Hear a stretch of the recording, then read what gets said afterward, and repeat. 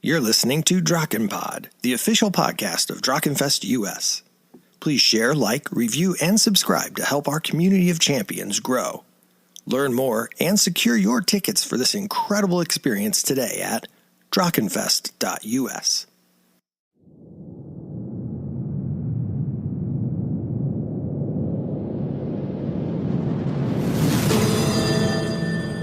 DrachenFest US, the largest fantasy LARP event in the United States.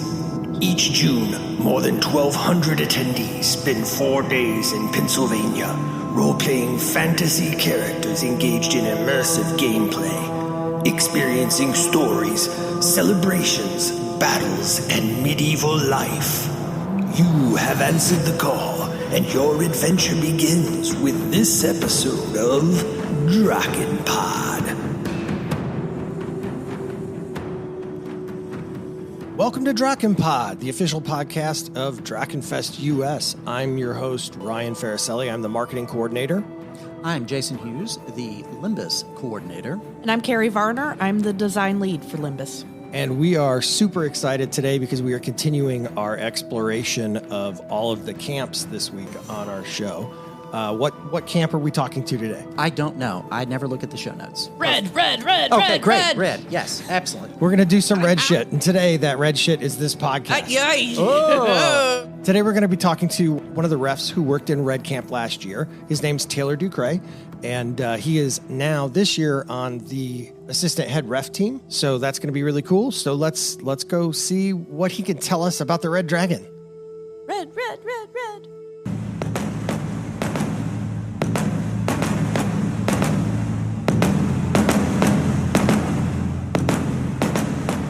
I summon into the podcast the one whose role on the assistant head ref team supports all refs.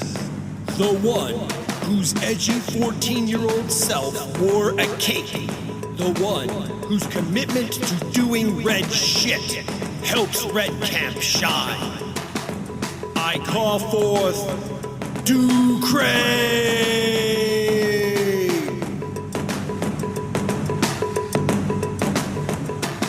Welcome, Taylor, to the podcast. How are you doing today? I'm doing well. How are you? We're pretty good. Yeah, I'm excited. So we're gonna we obviously we've introduced you as Taylor DuCray, but you typically with DrachenFest you just go by DuCray. So we're gonna at this point we're just gonna call you DuCray. So folks don't get confused. But welcome to the show. How have you been? I've been doing all right. I've been busy. Haven't we all? Last weekend just got back from another LARP, so that was fun. What LARP? Outbound Hope mission. It is science fiction on an old decommissioned destroyer. So very like Battlestar Galactica, The Expanse, Babylon 5, like that style. Do they actually play on an old decommissioned explorer? Yes, There's a hotel if you want to stay off site, but I stayed on the ship the entire time. So I slept in a rack, and you're running through hatches and everything, going up and down ladders. It's a lot of fun, very exhausting. I definitely got a lot of bumps and bruises because it is still all steel. A ship that was built in the 50s. Yeah, and you go to like I was playing an NPC or a variety of NPCs, and one of my characters got tased. So when I fell down from the tase, I clipped a wall on the way down. So yeah, you're gonna get bumps and bruises. Wow. Well, how long have you been LARPing? I generally say something about 16 years-ish. It's one of those weird things where it's almost in my blood. My dad has been in the SCA since before I was born. Yeah. Oh, wow. I grew up with around that community, and like there's pictures of me somewhere at like 5 years old wearing steel Lorica segmentata as a centurion walking around Halloween. Super uncomfortable for a 5-year-old, by the way. I do not recommend anybody who has 5-year-olds let their kids wear that type of armor. But there's pictures of me in like Roman garb, and then I kind of did that off and on throughout the years, and then really picked up in high school. How long have you been going to DrachenFest? I started in year 2, so this will be my 4th year. Last year, you were the lead ref for Red Camp. Tell us about your role this year. My first year, I was Bizarre 2. I was asked to move over to the Red Camp team to assist because they were going to have only one returning ref. And then this year, I will actually be on the assistant head ref team, assisting with various things. My particular focus is communications. We each ended up kind of having a focus. Catherine is shadowing Reese this year, and Ren works with our trust and safety team. So, we each kind of have our own pocket of what we do, and then we obviously help each other and support in the larger stuff. So what's the difference between a lead and a head ref? So the lead refs are in charge of a camp or the bazaar. So they're in charge of a specific single team. The head refs are the assistant head refs, and the head ref in particular are in charge of all of those teams. So we act as the go-between for the board down to the camp refs, as well as enabling communication between essentially the different departments at DrachenFest. So if we need something from ops, the lead refs will usually come to us, so we might be able to handle it at our level, or we may go to ops to get the thing that's needed. I would say medical is one of the ones that's kind of outside of that scope, because if you need medical, you just call medical. Right. You don't have to wait for us. But, if we need to liaise with any of the other departments or anything like that. And also, it just helps to have kind of an outside voice sometimes. The refs may need somebody who's not in the camp all the time to come over and make a ruling on something. You're sort of like when you watch a sport and the refs out on the field make a call, but it gets questioned, and then they send it up to NHL headquarters or something. Yeah. And so that's you. Yeah. You're like the escalation path for when things are uncertain. Absolutely. It makes it so that the ref teams in each camp don't have to go directly to the board if they have a question. Sure. They can come to us before that, because the board has a larger scope of what they're doing than we do. We have very it's broad, but still somewhat focused compared to the board's responsibilities. And it also lets them focus on their camp and not have to worry about all the extra stuff outside of their camp. I like that a lot. Yeah, because we ran into that issue last year where we had them pulling double duty.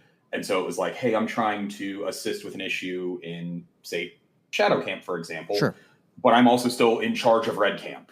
And it's that's really hard. You're essentially managing two camps at once. We should start actually talking about Red Camp then. Could you tell us what Red Camp stands for? What the archetypes are and, what that means to the camp? One thing we do know is that Red Camp is the fastest because red is faster. That's true. We know It's true. that. That is red true. is Also- very fast. Yeah, it's the fastest of the colors. There seems to be some sort of temperature thing too. They're At hot. least- They're so hot now. It When I was very there. warm down there. Even last year with the rain, it got steamy. Yeah, So it did. warm. Ooh, drama. So Red Camp, they have actions and deeds. They're doers. Deeds instead of they're doing things instead of talking about doing things a lot. Valor and honor, they're very combatant focused, but not exclusively. They just have a very kind of martial culture in their camp. Crafting and skill, I did see last year a lot of crafters making really interesting things, and the camp celebrating them for that. That both in game and out of game, people bringing the things they've crafted. They have a really cool mead hall that has wood that's been engraved for the doorway.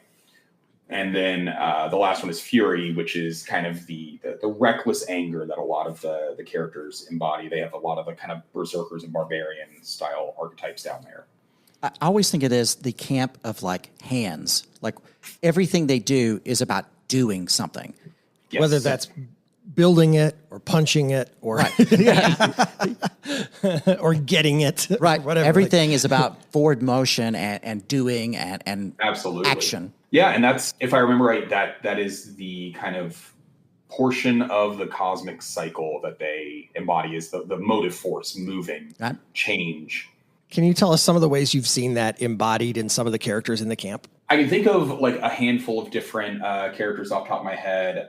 There's one that she shows up in a lot of the pictures. She got a very distinct look. Darga, Corn Berserker. So if you know Warhammer Fantasy, she's got the skull helmet with the corn symbol on it.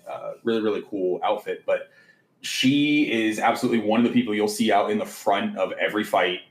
It doesn't matter how tired she is. She's always out there doing things and kind of leading from the front to an extent. But last year they had a challenge with a stone, an immovable stone that was in Red Camp. It was in the center of camp, and the Avatar did not like this stone at all. Stone is an affront to the Red Avatar. And so they spent a bunch of time and effort and resources to figure out how to craft something to break this stone. And they involved like their smiths and built a hammer and all of these very interesting solutions. And I came back and I was like, what is this? And it was the actual prop for the stone. They had physically torn apart because they had gotten like just so into like, we have to destroy this thing. And it's made of foam. Yeah. They literally ripped it apart by hand. And I took a picture of that because that is so Red Camp to me. Is like, even it goes past the in character thing where they're so focused on doing this thing that they physically tore it apart.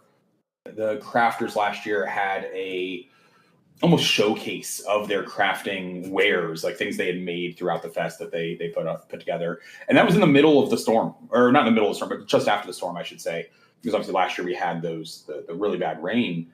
I don't remember that at all. No. What? Rain? There was something like repressed memory.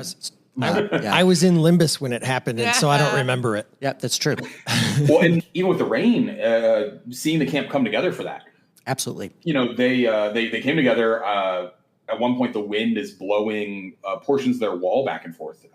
They had a section of the wall that was a little bit lighter built than the rest, and it ended up like blowing over. Somebody came and like tied it down so it didn't go everywhere. And then right afterwards, like the wind still picked up. I remember specifically seeing Darga come up and like leading a group of people to fix the wall. A group of people were having mud baths afterwards in like where their tent had been flooded. They were taking mud and like doing mud baths, and like they were in really, really good spirits. That's amazing. One of the things about that whole storm that I feel like is so important to note is that it was very unusual. It wasn't like we just got a regular rainstorm that you see in June in Pennsylvania. It was very abnormal. But I also love the fact that one of the outcomes of that storm was just seeing the entire game come together to help everyone who had any sort of problem. It was incredible. Last year was definitely a challenge, but it was also really special. Yeah. It is the first time I've had LARP drop ever, because when we left that event, everybody had gotten so close that it was just, I don't know, it was special. Good times from bad times. That's right. Yes. Right. I was going to say an experience I had in Red Camp, but I love the mead hall because, first of all, I'd never seen that many meads in my life in one place. And they had all been made by the people who were running it, which was phenomenal. And on top of that, they were having this boasting night where everybody was telling stories about their characters. And you know, for modern people, we're not supposed to do that. Like, Yeah. But historically, that's very normal. And in Red Camp, it was all very action-oriented. I did this thing. It came out like this. I was the hero in this moment. Or I messed up. I did this stupid thing. I want you to learn. Or let me tell you about my friend who did. And it was so interesting and fun because as soon as somebody would finish their story, another person would jump up and say, you know, and then and they would give their name, did this thing. I fought this battle. We lost this battle, but I killed 10 men. That sort of thing. It was so good. It was so good. It was one of the highlights of my night.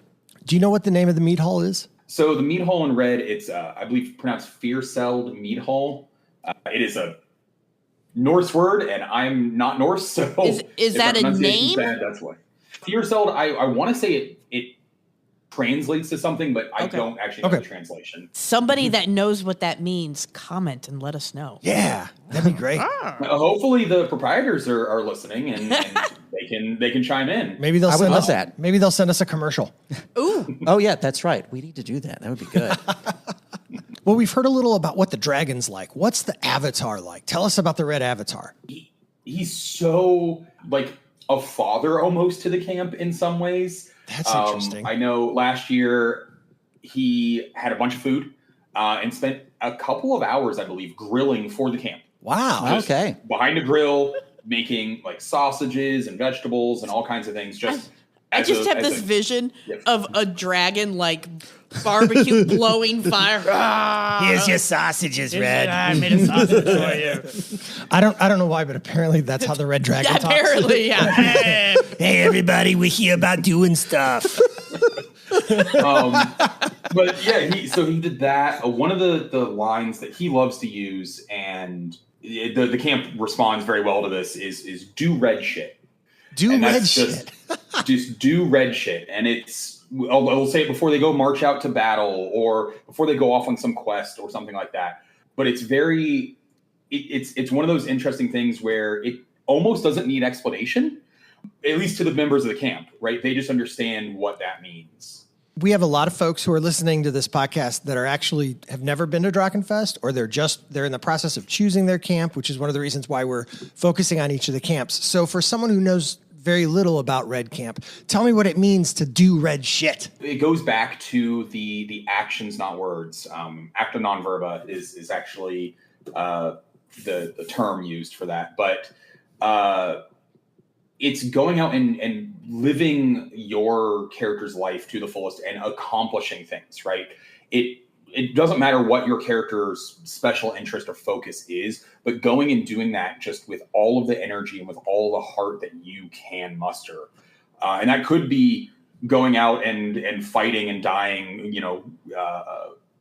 amazingly in battle, or it could be going and crafting an elaborate ritual. I know they've got a group of, I guess, a coven of blood witches in the camp there that do some late night, very spooky rituals. They put so much heart into everything they do.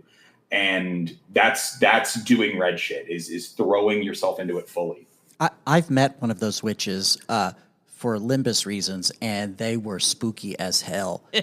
What kind of characters fit in red? All kinds. So obviously, like the very easy ones are like the warriors, the barbarians, the berserkers. Those are what a lot of people see. That's like, think about the cover of the novel. If somebody's writing about Red Camp, right? That's the characters you're going to see on the cover of the novel. In addition to that, they had a couple of very dedicated crafters, blacksmith style characters and things, people that create things through action, right?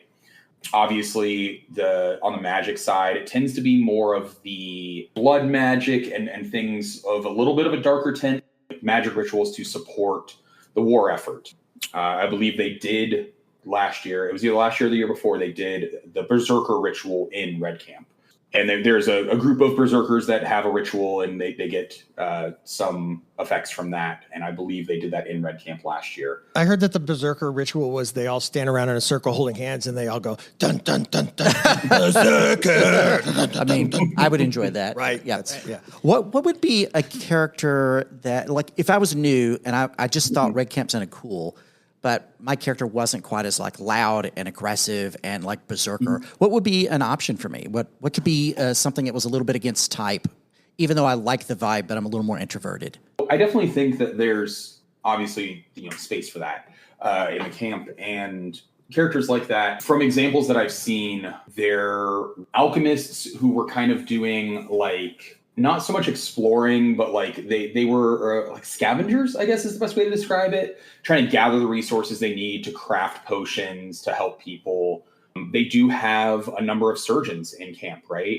Every good military society needs somebody to put the people back together who get cut up. Right. And that's definitely, those are able to have almost more intimate roleplay scenarios and things, because if you're with a surgeon, it might just be the two of you on a corner somewhere while you're getting stitched up, or with an alchemist, they may be trying some new potion or something. And that may be something you can have a lot more one-on-one interactions as opposed to being in front of 20, 30, 40, 50 people. And then, of course, there's even some of the kind of sneakier rogue archetype characters in the camp. I didn't see them very much, which I guess means they were doing a very good job. Success. Right. And obviously, like they're not those players are not interacting with the refs in their own camp as much. They're mostly interacting with the refs in other camps Where they're spying, yeah. That's actually kind of fascinating to think about, isn't it? That you're always, if you're the sneakiest possible person, you never even see your head ref. You're over there talking to everyone else. everybody else's. We definitely had some players from other camps come through on various sneaky missions, and at least one of them walked up, showed us the things that they had stolen, and we forgot to get their name before they left. I remember reading in the Discord, and every camp's ref team was like, who was that? Because he made it through all of the camps at one point. And we were all trying to decipher who this person was. We all knew what he looked like, but we didn't have his name. I do think it's cool hearing you say all of these examples are sharing that you don't have to actually be doing combat, like doing swords, to actually be doing things for the more martial aspects of Red Camp. Mm-hmm. Absolutely. Yeah, and like that's the thing. They definitely have the camp as a whole has a focus on warfare as part of their identity, but there's still room in there for people to support that or do their own plot lines that are kind of adjacent to it. That like the Blood Witches, for example. I don't think the Blood Witches get very involved in the warfare, right? They're mostly operating after the warfare hours anyway. So from a technical perspective, they're not getting involved, but also their plot lines don't necessarily feed into that, or they don't have to. Because they're Blood Witches. Right. Right? They don't need to. Blah, blah. Or blah. All right. They need blood. I'm a crafter. And by that, I don't mean like Michael's and Joanne's crafters. Like, I like building things and all that. But also Michael's crafter. Well, no, but I get my art supplies there. That's different. I was going to say, if you saw my bank statement, you would disagree. She is a Michael's crafter. They have a picture of you up, don't they? Yeah. Shut up. Most valuable buyer. Fire. No. I want to know what's the coolest craft thing that's come out of Red that you know of? I do know that one of their crafters found a goose hydra statue. Yeah. Bum, bum, bum. And their friends who went with them to go pick up this statue, they weren't sure what was going to happen. So they threw a net on this crafter and brought them over to the ref tent. And they were like, what do we do with this thing? Because they had no idea. And we had to make some calls and get some verification on things to make sure we were sending them the right place, because we didn't want to send them on a wild goose chase. That crafter in particular ended up being basically their lead crafter in the camp.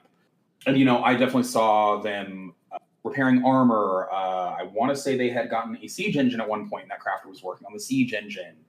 And I saw a lot of stuff like that. And really the big showstopper pieces that I saw was probably the mead hall, just the intricate woodwork they had done for that. Because they built a full bar on the inside. It's 8 feet long or whatever it is, 8-10 feet long. But then the exterior with the wood kind of arches, I want to say is how you describe them, in the engraving that they've done there and painting. And that was just incredible to see. And, obviously somebody's got to store that, transport it, bring it to the site. It's a labor of love.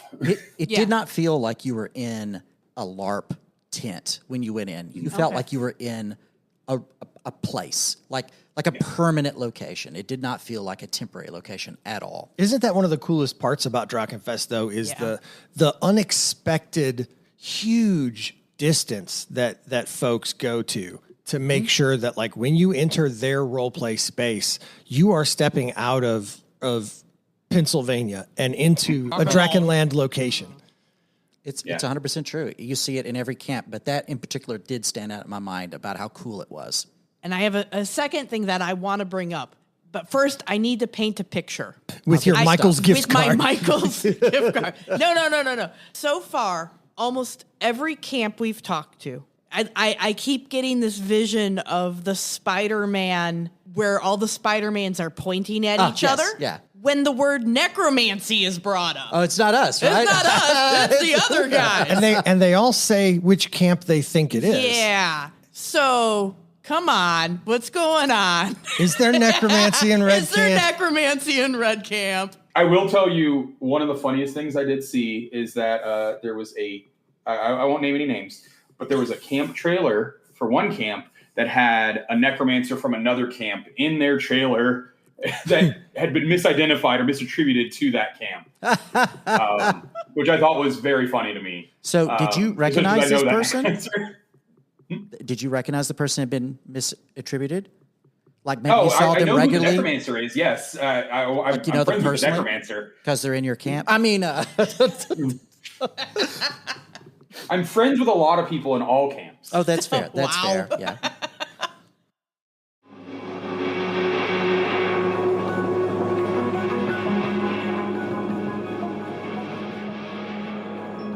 Cry echoes through the veils, a summons from the dragon realms, and above all the clamor, one voice rings clear, the green dragon, known to those who adore her as the Emerald Lady. And so, the Wildest Tavern she answers, A place born from ancient wild magic guided by the hands that command the arcane. This is no common watering hole tucked behind some steady streets, no.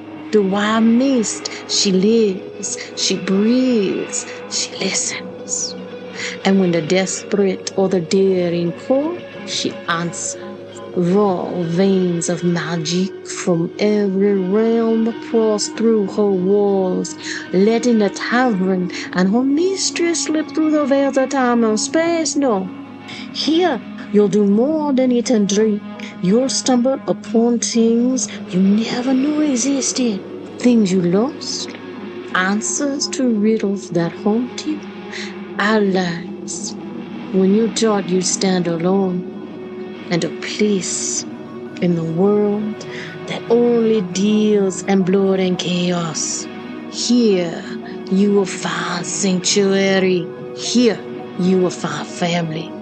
And within these shifting halls, chance rules the tables and power lingers. A power that marks your very soul. The mist is home to more than just legend now.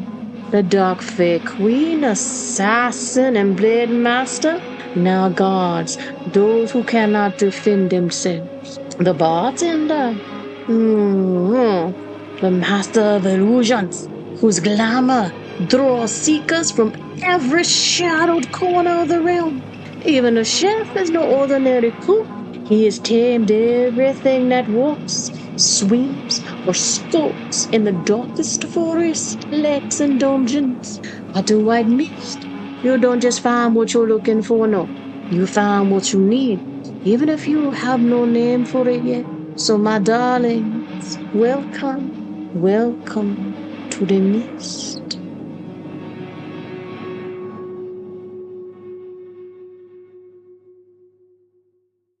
What is daily camp life like when you're staying in Red Camp?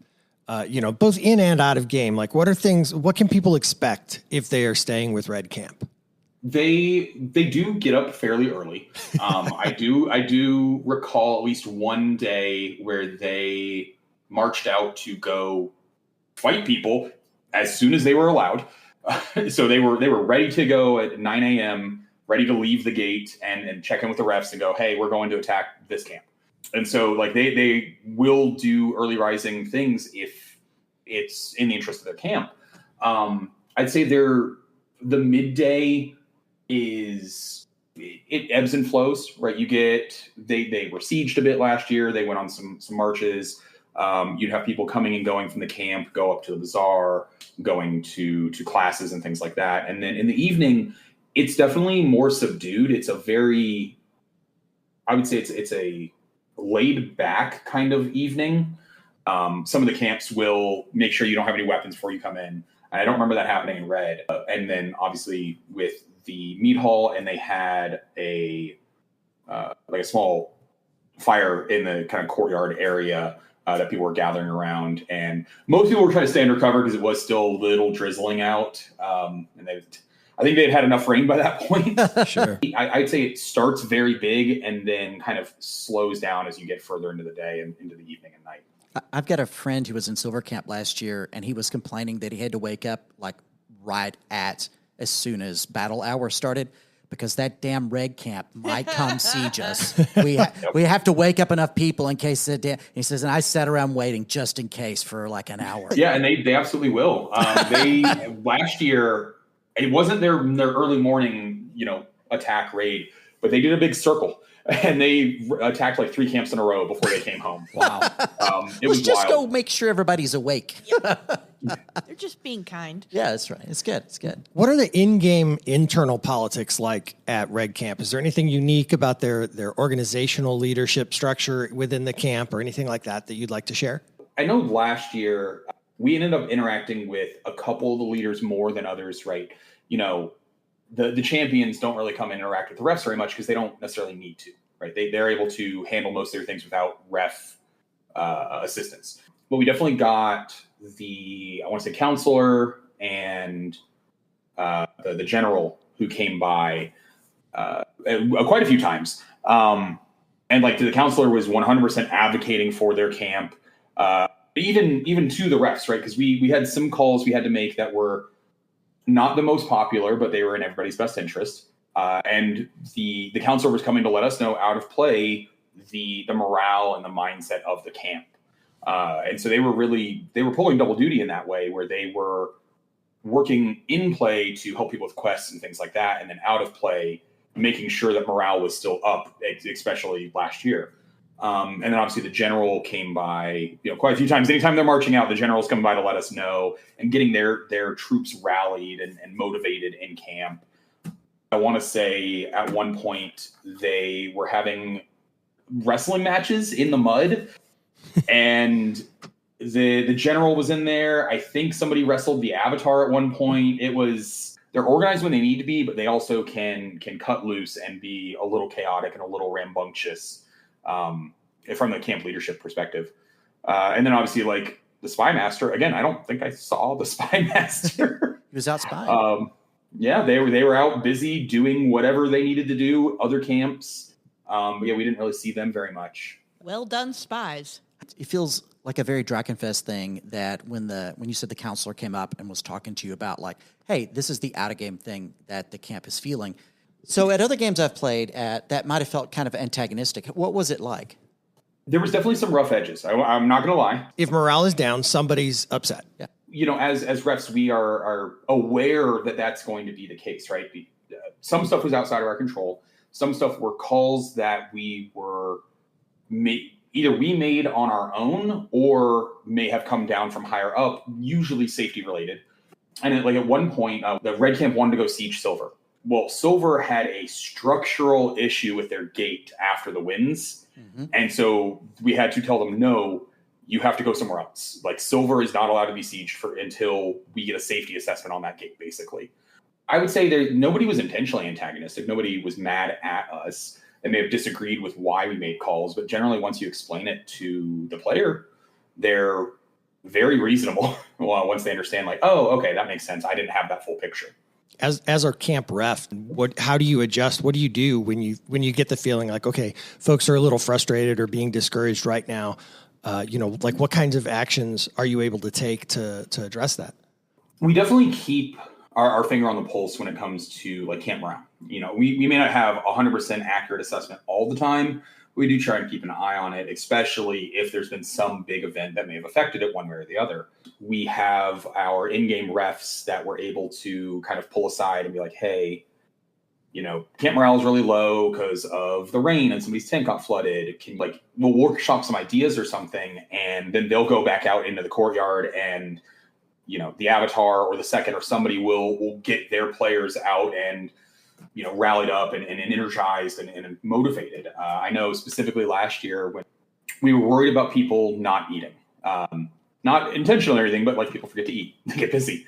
And so we had an agreement with the Avatar where if we gave him food, he would eat it and put on a big show about eating it because it would motivate the camp to eat as well. Oh, that's actually really clever. I would have never thought of that. Yeah. And so, like, we at one point I think we had like sausages on a skewer or something to that effect, and he was like taking big bites, big showy bites, and it made people realize, like, oh, I need to eat too because I can't go 4 days, 5 days without eating. Yeah, I guess that's way better than having him just yell eat at everybody. I like that he's very dad. The night I came by to the mead hall, the second was there, and whenever things would get a little the vibe would drop too low, and people kind of start feeling the rain and the weight again, he'd be like, I demand another story. Somebody, you tell me your story.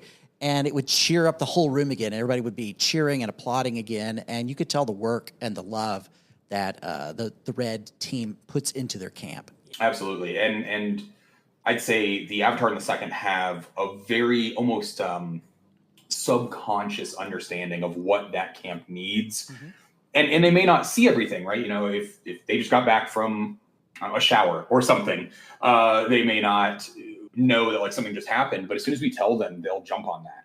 And there is actually a big element of camaraderie to Red Camp. It's not specifically written as like a firm virtue of the dragon. It's not a firm aspect of the dragon, but I do know that it is kind of a big part of Red Camp. Yeah. They're the band of brothers.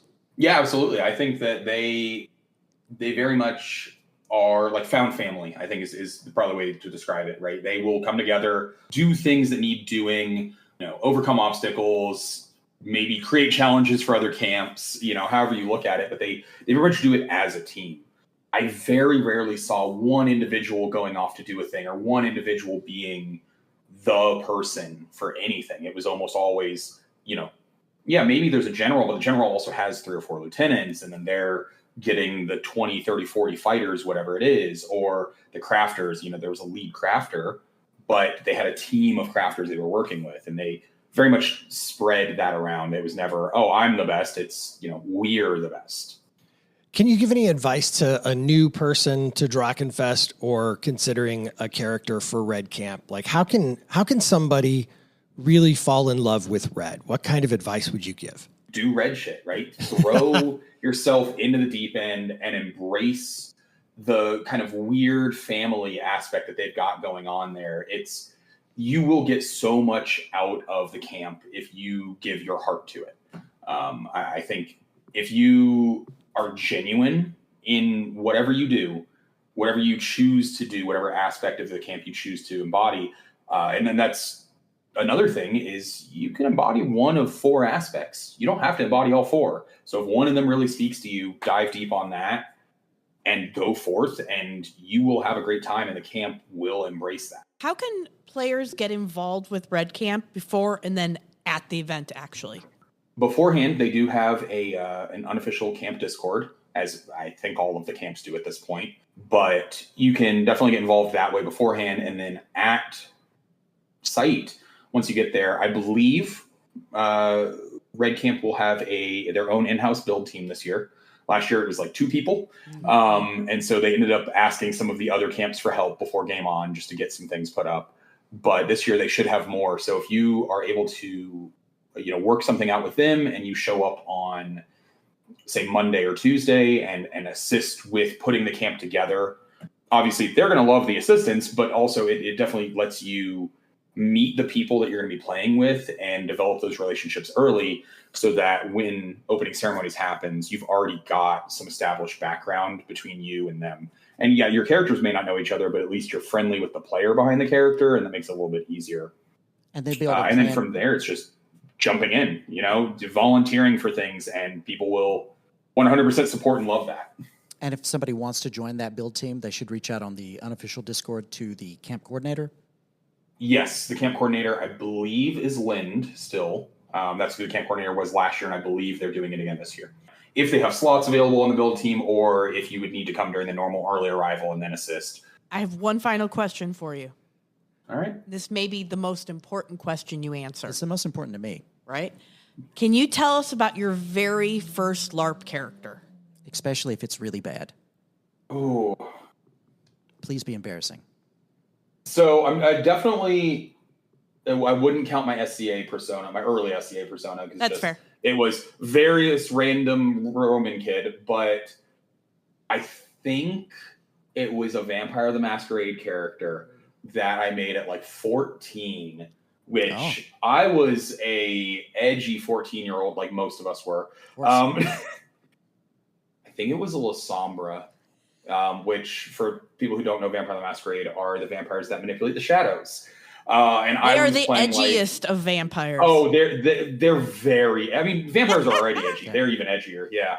I do not remember the character name at this point. It's been so long, but I do remember playing like. I had a cloak, and this was a modern setting game. I had my grandmother had given me a actual vintage World War I Red Cross nurse's cloak. Oh. Wild. I love that. I have a crazy family that does things like this. So I had that. I had fangs. I had pale makeup, and we're teenagers on a college campus because that was the group that we played with, and that was where we were at. And it was very cringy. That's the best way I can describe that. I need you to bring that character back to DrachenFest. The original. I'm pretty sure I had sparkly makeup at one point because that was the only pale makeup I could find. Oh, I love it. 100%. I want this. All right, thank you. Well, I know that you have a very long history of LARP and that it is definitely in your family because this year your father is actually joining our marketing team. Technically, he's part of the media team, and he is doing some drone footage video work for us. You were telling me. Yeah, so we're excited. Yeah. We're excited to have him on board. So it's definitely a family affair, and I think that's so great. We're going to ask him embarrassing stories about you. Oh yeah, I'm sure he'll have so many. That's awesome. Well, thank you so much for joining us. We really appreciate you spending the hour with us to let us know all about Red Camp. If they're thinking about joining Red Camp, they can get on the Discord and reach out to anyone in Red Camp, and it's going to be a great time. Absolutely. Thank you so much. Everyone go do red shit. Do red shit.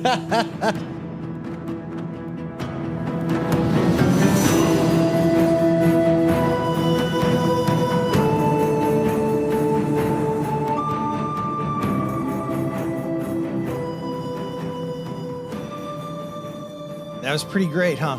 I'm really sad that we need to get a picture of that La Sombra character. We need I don't know. We need to reach out to his dad. Yeah. See if his dad has a picture of the La Sombra. Amazing. All right. So I have a question before we go. Uh-oh. I know this is shocking. I It never is. do this. You ask but lots of questions. I do ask. That's kind of why I have a podcast. Oh. Because this is my podcast. Oh, okay. I thought this was that other one you were on. No, Are I'm you still on, doing that one? I'm on so many podcasts. All right. I have a question for the two of you. What is it this time? If you could do any red shit, what red shit would you do? So this one's a little tough for me because I'm not really a fighter. Like the warrior parts of Red are not the parts of LARP that I enjoy. Like I don't want to go out and have people thwap me with Yeah, you're not interested in foam getting hit swords. necessarily. Yeah, I'm a baby. Yeah. I don't want to be. But you know what? Your character that we played Gru with, Dollars to Donuts, there's certainly multiple camps that Dollars could have fit into. Yeah. But Red Camp could very easily be one of them because the red shit he would be doing is, I'm not hesitating.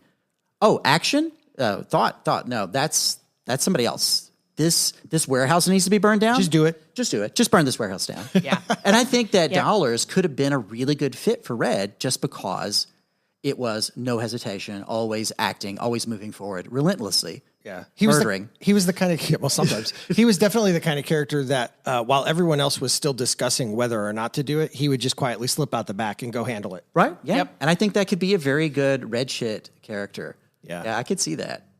All right. What about you, Jason? Oh, man. I would like to go with Dollars. No, because I was thinking about this earlier that, the character I played in World's End, Roland, I always thought of him as like a paladin. Right. But that was what he thought of himself. But the reality was he wasn't because he was just too angry. Like he was full of rage about lots of stuff, right? Yeah. And I can see him being in Red Camp and him and Dollars going out and doing things that he would think are terrible and would feel bad about Later. But in the moment, he would be so angry. And it could be lots of stuff. I'd be such a bad influence on Yeah. Roland. Yeah, you would. No, it would be perfect because you would be like, hey, because the other version of the character I played with you and that character, he was goofy but very moral. Like he would say, Right. no, we cannot do these things because he was not angry. But Roland thought he was very moral, but he wasn't. And you would have been able to talk him into, hey, if we just go burn down this place, he'd be like, you know what? You're right. I'm going to feel bad about this, but let's go kill all those guys. And It there's just needs done. It just needs done. You're right. handle We just handle it. Oh, there's bandits. What if we reverse bandit them? I don't think reverse bandit's right because reverse bandit would be like you find people out on the road and you give them money. No, I'm going to force it into their pockets at sword point. Take the dollar. Take the dollar. What kind of red shit would you do, Carie? Oh, 100% I would be a blood witch. Yeah, no, you know what? You're right. I was leaning towards crafting, but you're 100% right. Yeah, It's no, the Blood Witch. I would, yeah, feed a vampire. I'm all for that. Yeah, you would just show up and you're like, hey, I'm with y'all now. And they're like, I don't know. Yes. Yes, I am. Yes, I am the new Blood Witch. I'm in, right?